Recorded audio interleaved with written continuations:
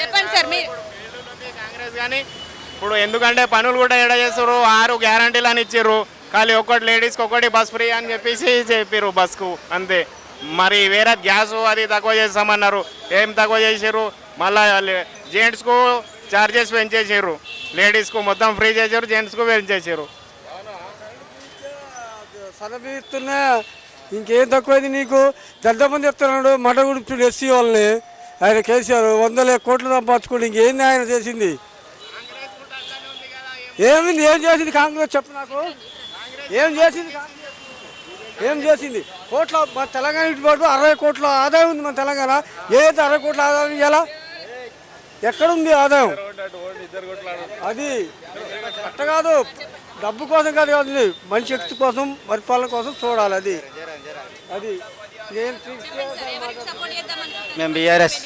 వచ్చే ఉప ఎన్నికల్లో ఎవరికి సపోర్ట్ చేద్దామని? బీఆర్ఎస్ మాగంటి సునీత ఎందుకు సార్? మాకు బీఆర్ఎస్ అంటేనే ఇష్టం మాకు ఎందుకు సార్? రీజన్ ఉండాలి కదా. రీజన్ మాకు రైతు బంద్ చేసిండు రైతు బీమా వేసిండు చనిపోతే మా తమ్ముడు చనిపోతే 5 లక్షలు వచ్చినాయి కళ్యాణ లక్ష్మి వచ్చింది మాకు ఇంకా మేము దేనికి ఇస్తాం మరి రేవంత్ రెడ్డి ప్రభుత్వంలో మాకేం కాలేదు ఆ ఉన్నోడికే ఇందిరమ్మ ఇల్లు అన్నాడు ఇందిరమ్మ ఇల్లు ఆడు కాంగ్రెస్ పార్టీలో తిరిగినోడికే ఇస్తారు ఊళ్ళల్లో మొన్న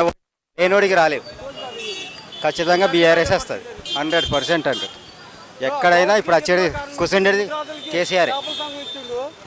కాంగ్రెస్ క్లోజ్ ఏం పత్రి ఇచ్చుడు ఎవరికి ఇచ్చుడు దళిత మంది ఎవరికి ఇచ్చుడు రమ్మను నేను చెప్తాను ఎవరికి ఇచ్చుడు ఆయన ఎవరికి ఇచ్చుడు చెప్పు దళిత బంధు ఎక్కడిచ్చుడు ఎక్కడిచ్చుడా చెప్తా చెప్తా నల్లగొండ జిల్లా చెప్తా నీ ఎక్కడ కావాలో ఇచ్చును 100 రూపాయలు ఫిల్టర్ నీళ్ళు చెప్పాడు మా ఊళ్ళో అసలు నీళ్ళే లేవు